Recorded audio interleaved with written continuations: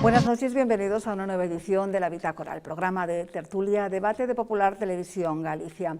Hoy en la tertulia hablaremos del auténtico espíritu de la Navidad, que parece que a veces se nos olvida a todos un poco. También vamos a hablar del endeudamiento de las comunidades autónomas, algo que tanto preocupa a los mercados internacionales. ¿Tienen derecho los padres a escolarizar a sus hijos en casa? Hablaremos también de todo esto y, cómo no, del problema de los mayores en Galicia y de esa ley de dependencia. Hay una lista de espera de 21.000 dependientes. De eso y de otros temas posiblemente hablaremos en la segunda parte del programa, en la tertulia Debate. Ahora, como es habitual, empezamos con la entrevista. Hoy a Bieito Ledo Cabido, ourensano, radicado en Vigo desde 1975, un hombre que podríamos decir que es gran promotor de la cultura gallega. Inició en la editorial Galaxia su andadura en el mundo del libro. Luego fundó su propia editorial Ir Indo, que lleva ya funcionando varios años, especializada en narrativa y poesía, todo en gallego, aunque hay que reconocer que su obra más emblemática es la Enciclopedia Gallega Universal. Don Bieito, buenas noches y bienvenido a la Bitácora de Popular Televisión Galicia. Para mí es un placer estar aquí. El placer, desde luego, es nuestro. De aquellos primeros pasos en la editorial Galaxia, luego la fundación de Ir Indo, a hoy han pasado años y es mucho lo que ha cambiado en el mundo del libro. De hecho, usted es promotor de ese portal galego de editores gallegos para que no se quede atrás el libro. Bueno, eu nací nunha aldea que se chama Padroso e Xunqueira de Ambía. Ali estuve os primeiros 12 anos da miña vida. Ali foi a miña primeira universidade, onde eu descobrí un mundo, abrí uns ollos, e o único idioma que había nesa universidade era o galego. Logo fui á escola, que era a escola unitaria, entrei no seminario de Ourense, onde botei 12 anos máis, e a miña terceira universidade, aldea, primeira, segunda seminario de Ourense, a miña terceira foi a editorial Galaxia, onde botei 6 anos. Aí tuve profesores ilustres, como foron don Domingo García Sebel, don Ramón Piñeiro, don Paco del Riego, que fai poucos días marchou a dormir fora da casa, don Xaime Isla Couto, don Marino Dónega, don Agustín Sisto Seco, meu íntimo amigo.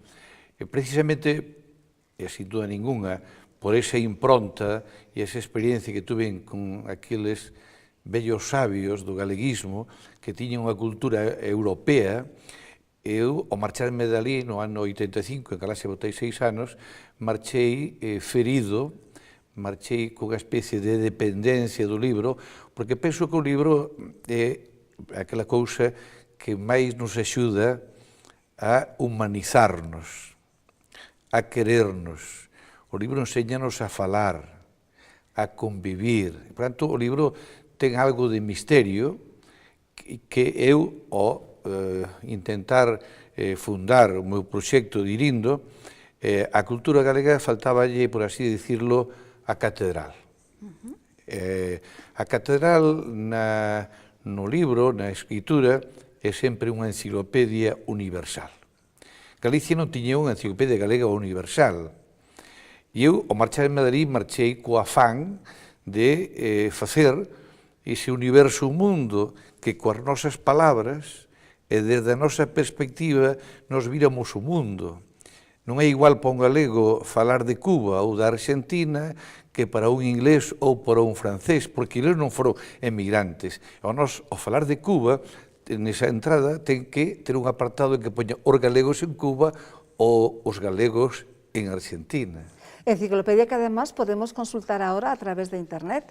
Exactamente, hai xa un tempo que está colgada e aí podese ver a ventaxa de Internet é que podemos estar actualizando permanentemente cando unha persona notable morre, ou cando unha persona fai algo extraordinario, leva un premio Nobel ou que sea, nos podemos ir incorporando cousa que antes, cando había só as de papel, aparecían aqueles apéndices que había que ir comprando de vez en cando para tela actualizada. Por tanto, as novas tecnoloxías son unha ferramenta impresionante, sobre todo de cara a obras de consulta, que son fundamentalmente as enciclopedias e os dicionarios. Sí, realmente se habla mucho, hay simposios de vez en cuando, sobre todo últimamente, para hablar precisamente sobre cuál va a ser el futuro del libro y cuáles son las estrategias a seguir para no quedarse atrás. Entiendo por lo que usted dice que efectivamente todo lo que es de temática, diccionario, enciclopedia, efectivamente vamos a consultarlo en Internet, sin embargo, sigue teniendo futuro el libro, pues narrativa, literatura, poesía, etcétera, etcétera, en papel. Evidentemente, o libro eu penso que non vai desaparecer de cara a que os nenos, cando vexen un libro infantil e ven o dibuixo e o palpan e o avó, ou o pai ou a nai, e o lé antes de dormir, é evidente que iso o mundo de internet non o fornece. E así como unha novela, habrá xente que podía ver nos e-book e todos estes soportes que están aparecendo, pero o papel terá, sin duda ninguna, o tacto, mesmo o olor, o poder refollalo, o poder ir diante para atrás, ten unha maxia que non vai ter nunca internet. Ahora ben, habrá xente que podía ler en internet e ese é un novo medio. Pero eu quería fer aí unha distinción profunda entre o que se chama a sociedade da información e a sociedade do coñecemento. A sociedade da información é como se fora unha gran superficie onde hai de todo, onde podemos comprar de todos. Un gran supermercado, un Corte Inglés ou algo, onde ali hai de todo. Entonces, os pais, o sistema educativo, ten que axudar, ten que educar a que ese neno que vai entrar nesa gran superficie, primeiro como entra na superficie. Segundo, ten que saber onde está cada cousa, porque na gran superficie hai desde mobles, hai xoguetes, hai roupa, hai comida... Enseñar a ir específicamente a lo que necesita. No, primeiro onde está, e segundo, se ese neno de 5, 10, 12 ou 20 anos vai ali e quere comprar algo e leva 20 euros ou 10 euros, ten que ter criterios para que cousas pode comprar que lle sexan útiles, porque se compran uns zapatos máis grandes do tal, canlle 2 pesos non vale para nada, e son máis pequenos xa non lle entra. Por tanto, todo o que ali pode comprar, sea comida ou lo que sea, se o compra e lle é útil e o asimila, entonces chégase o que se chama coñecemento, pero iso hai que facelo con esforzo e con criterio. Se entra ali un neno de 8 anos ou de 9 e chega ali e quere comprar absolutamente todo, sobre todo se son xoguetes, eso non procede. Entón, no mundo de internet, no mundo das novas tecnologías, temos absolutamente de todo. Ora, importante é que o sistema educativo axude a elixir e con esforzo e con os criterios de valores de asimilalo.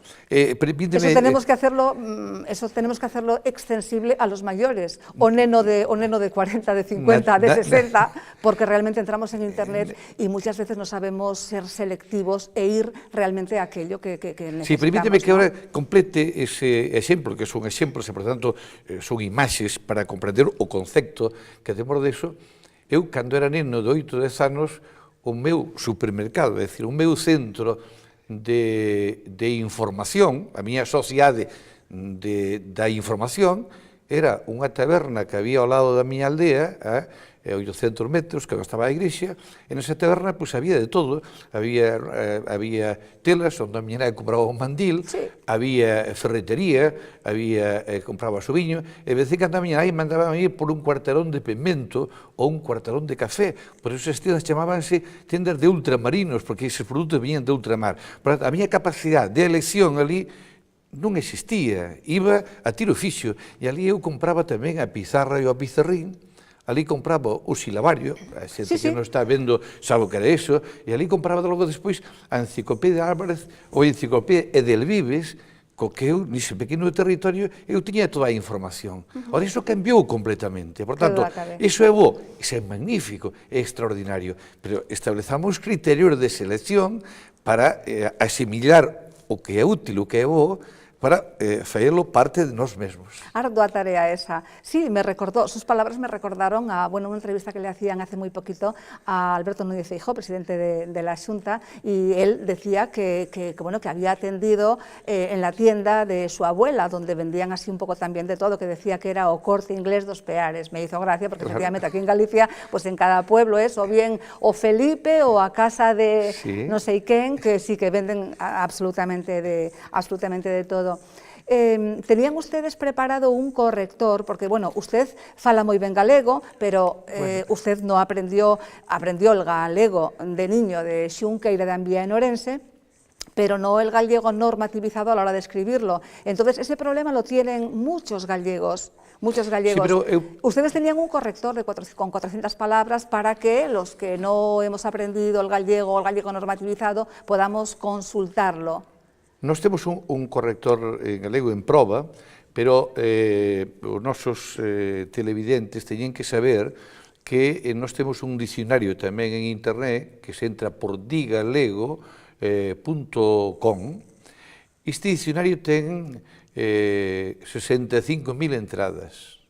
Ahora ben, se a xente se suscribe e o leva a súa página web e o texto que ten aí está en galego, facendo doble clic encima de cada palabra, esas 65.000 entradas que ten o dicionario convírtense en 415.000. Por qué? Porque na entrada do dicionario aparece, por exemplo, a palabra bo, pero non aparece o feminino, boa, e non aparecen os plurais, vos e boas. Por tanto, o que logo identifica as palabras, identifica as 4. O feminino e os plurais. E logo identifica a conxugación de todos os verbos regulares e irregulares. Por tanto, o verbo ir, eu vou, tu vas, il va, pois ten moitas palabras distintas. Por tanto, se vai ali e di, eu vou a Xunqueira de Ambía. Se fai doble clic encima de vou, aparecelle o verbo ir e ao final de todo, na mesma pantalla, aparecelle a conxugación. E se logo quería a enciclopedia, aparece máis extenso. Pero se pica en Xunqueira de Ambía, o dicionario dille que non existe Xunqueira. O Xunqueira así como algo de xuncos, pero o nome propio non. Pero un vai ao dicionario e aparece Xunqueira de Ambía na enciclopedia, que actualmente, cos habitantes que ten, a xente que naceu cada ano, a pirámide de poblacións, totalmente actualizado o censo. Moi interesante, unha gran herramienta de información e coñecemento. 30 segundos, porque me dicen que estamos al final de nuestro tiempo, 30 segundos para que me diga algo que considere interesante e que yo non le haya preguntado. Bueno, eu penso que a xente que nos está vendo é importante que se pode, dentro dos seus regalos de Nadal, vai a algunha librería e merque algo para un neto, para un fillo, para a esposa ou esposo, para quen sea, porque eu penso que os libros son aquilo que nos axudan a medrar máis por dentro. Este libro que hai un parecido un día le veio eu... Bicos de Sol. Bicos de Sol, de Asun Estedes. E este que é unha viaxe pola infancia que é de Antonio Gómez Albo, que é un inspector do ensino, que está acabando a súa vida laboral, e fixo este magnífico texto que trata da vida do neno de 0 a 6 anos, como tratalo e como axudar a que vaya medrando por dentro, que é importante. Medrar por dentro, medramos ata que morremos, por iso estamos morrendo e aprendendo. Se non estuéramos aprendendo, a vida non tería sentido. Con usted sí que aprendemos, sí que hemos aprendido todos en estos 12 minutos de entrevista. Don Bieito, muchísimas gracias, pero lo emplazamos para nuevas oportunidades, porque es realmente muy interesante. Para mí é un placer vir a esta televisión e estas grandes instalacións que hai aquí na capital de Galicia. Muchísimas gracias, esta es su casa. Gracias a ustedes por acompañarnos con Don Bieito a lo largo de la entrevista. Paramos unos momentos, vemos unos anuncios y volvemos enseguida con la tertulia. Hasta ahora mismo.